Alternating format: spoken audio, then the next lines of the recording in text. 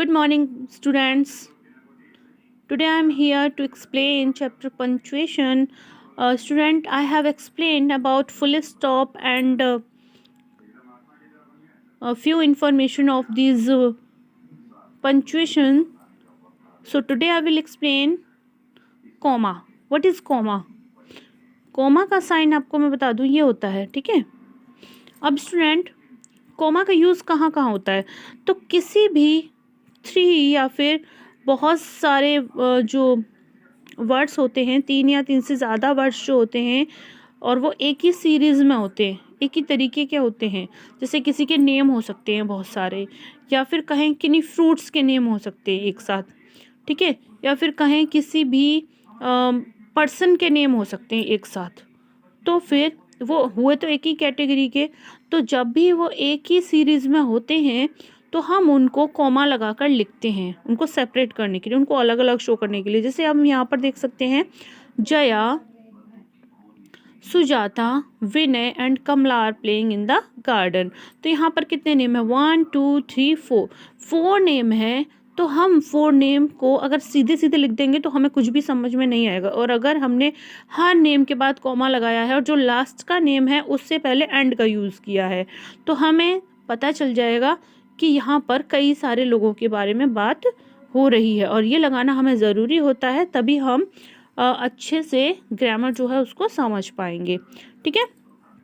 अब आपको कॉमा का फर्स्ट रूल समझ में आ गया। सेकंड रूल है to set off a noun of address. अब हमें ये देखना है कि जो नाउन है सेंटेंस में वो किसको एड्रेस कर रहा है, किसके बारे में बता रहा है, किससे बात कर रहा है, ठीक है। तो यहाँ पर आप देखेंगे, father I need your help, पिताजी मुझे तुम्हारी ज़रूरत है। तो ये जो आई है ये किसको एड्रेस कर रहा है? फादर को। तो जब हम इस फादर को सेपरेट करेंगे तो हमें ये कॉमा लगाना ज़रूरी होगा, क्योंकि नाउन जिसको भी एड्रेस कर रहा है उसको हमें सेपरेट करना ही पड़ेगा, तो वहाँ पर हम कॉमा का यूज़ करते हैं। नेक्स्ट यूज़ है कॉमा का before please and thank you.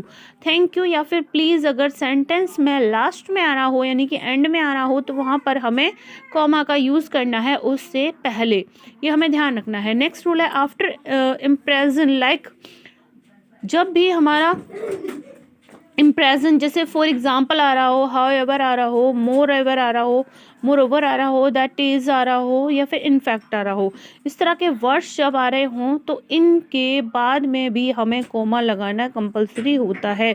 तो जैसा आप यहाँ पर देख सकते हैं, she is young, how ever she is hard working. तो यहाँ हाउ एवर आ रहा है तो यहाँ पर इसके बाद कोमा लगाना ज़रूरी है। नेक्स्ट है to separate impression like yes, no, oh, well. जब भी हमें इस तरह के इम्प्रेशन देने होते हैं, यस होता है, नो होता है, ओ होता है और वेल होता है, तो फिर इनके बाद भी हमें कॉमा लगाना ज़रूरी होता है। जैसा कि आप यहाँ यस में देख सकते हैं, उसके बाद कॉमा लगा हुआ है। यहाँ पर नो होता तभी भी कॉमा लगाना ज़रूरी था, ओ होता और वेल होता तभी भी कॉमा लगाना ज़रूरी होता है। नेक्स्ट पॉइंट है set of impression like interrupt the flow of a sentence. जब भी किसी सेंटेंस में एम्प्रेशन जो है वो इंटरप्ट होता है, ठीक है, जैसे it is far as I can see, वो इतना दूर था जैसे कि मैं देख सकता था। एक गुड आइडिया, एक अच्छा आइडिया है। तो यहाँ पर ये जो इट इज़ के बाद यहाँ पर कॉमा लगा है, और यहाँ पर as far as I can see, इसके बाद कॉमा लगाना ज़रूरी हो गया है। नेक्स्ट है टू सेट ऑफ इंट्रोडक्ट फ्रेज और subordinate clause from the rest of the sentence. जब भी हमें किसी इंट्रोडक्टरी फ्रेज या फिर सबॉर्डिनेटिंग क्लॉज को अलग करना होता है बाकी के सेंटेंस से, ठीक है, बाकी के सेंटेंस में जितने भी शब्द होते हैं उनसे अलग अगर हमें इस फ्रेज को करना होता है, जैसे आफ्टर, आप सभी जानते हैं आफ्टर, बिफोर, इनका सबॉर्डिनेटिंग क्लॉज कहेंगे हम इनको। तो यहाँ पर आफ्टर डिनर के बाद हम यहाँ पर कॉमा का यूज़ करेंगे इनको सेपरेट करने के लिए, ठीक है। नेक्स्ट है to separate pair of an address.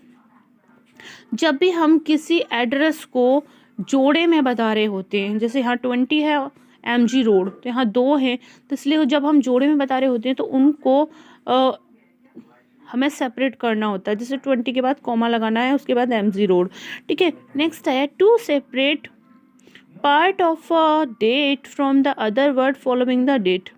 जब भी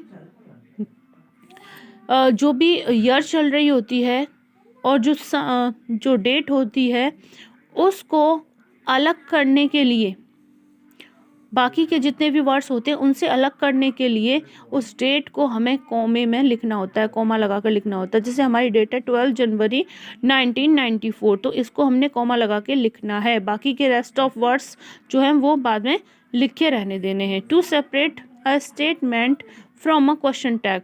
जब भी स्टेटमेंट जो हमारा होता है, जो भी सेंटेंस होता है, उसको क्वेश्चन टैग से अलग करने के लिए भी हमें कॉमा का यूज़ करना होता है। क्वेश्चन टैग आप सभी जानते हैं, डिडंट, डोंट, इस तरह के वर्ड्स होते हैं। To separate direct speech from the rest of sentence. जो भी हमारी डायरेक्ट स्पीच होती है, यानी कि जहाँ से हमारी बात शुरू हो रही होती है और जहाँ पर खत्म, यानी कि डायरेक्ट स्पीच यानी कि कोई जब कुछ कहने वाला होता है, जैसे Mamta said, Rohan said, Neha said, तो जहाँ पर उसने सैड कर दिया उसके बाद हमें कॉमा लगाना ज़रूरी होता है। और यहाँ पर ये जो होता है ये होता है इन्वर्टेड कॉमा, ये मैं आपको नेक्स्ट बताऊंगी, ठीक है। उसके बाद आफ्टर एडवर्ब, जब भी हमारी एडवर्ब लगी हुई होती है, लेकिन अगर वो सेंटेंस में स्टार्टिंग में आ रही हैं एडवर्ब, जितनी भी एडवर्ब हैं अगर वो स्टार्टिंग में आ रही हैं, तब हमें उस एडवर्ब के बाद में भी कॉमा लगाना कंपलसरी हो जाता है। ओके स्टूडेंट, तो आगे के पॉइंट मैं आपको अगली वीडियो में बताऊँगी। तब तक के लिए थैंक यू, टेक केयर।